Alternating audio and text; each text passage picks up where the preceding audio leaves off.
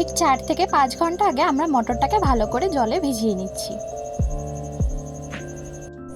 এইবার আমি এক এক করে প্রত্যেকটা সবজি কেটে নেবো। যেমন পেঁয়াজগুলো আমি ডুমো ডুমো করে কেটে নেবো, আলু ডুমো ডুমো করে কেটে নেবো, আদা রসুনটা প্লাস ছাড়িয়ে রাখবো, আর তার সাথে সমস্ত কিছু আমি গুছিয়ে নেব।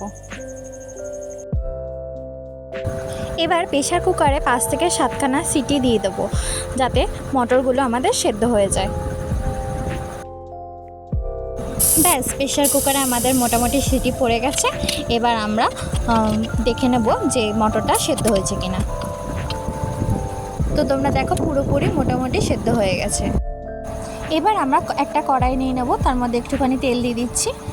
এবার আমি একটা করে শুকনো লঙ্কা আর একটা তেজপাতা দিয়ে আমি কেটে রাখা আলুটা ভেজে ফেলবো।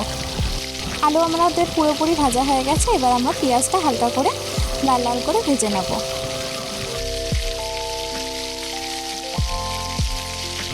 একটুখানি চিনি, লবণ আর যে বেটে রাখা মশলাটি ছিল সেটা দিয়ে আমি এবার কষিয়ে নেব। এটার মধ্যে একটুখানি হলুদ আর লাল লঙ্কার গুঁড়ো দিয়ে দিলাম।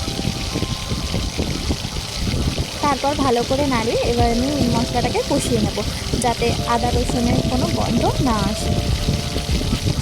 আর এটা ভালো করে ততক্ষণ কষাতে হবে যতক্ষণ না পুরোপুরি মশলাটাকে যখন পুরোপুরি তেলটা ছেড়ে দেবে, তারপর আমি এবার যে সেদ্ধ করে রাখা যে মটরটা রয়েছে সেটা আমি এবার মিক্স করে দেবো পুরোপুরি মটরটা। এবার এটাকে একটু নাড়িয়ে চাড়িয়ে আমি এটা ফুটতে দেবো কিছুক্ষণের জন্য।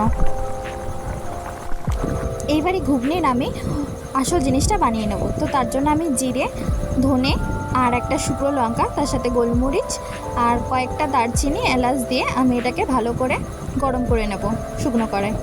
আর এটার সাথে আমি একটা ভাজা মশলা গুঁড়িয়ে নেব। এইবার ঘুগনির মধ্যে সেই আধ ভাঙা মশলাটা আমি দিয়ে দেবো। ব্যাস, এবার ফুটালেই আমার রেডি আজকের ঘুগনি। ব্যাস, এবার তুমি তোমার মতন করে সাজিয়ে নাও শসা পেঁয়াজ দিয়ে, আর ওপর দিয়ে ঝুরি ভাজাও দিয়ে দিয়েছি।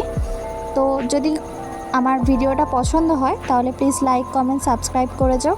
আর এভাবেই আমার পাশে থেকো। Thank you all my friend.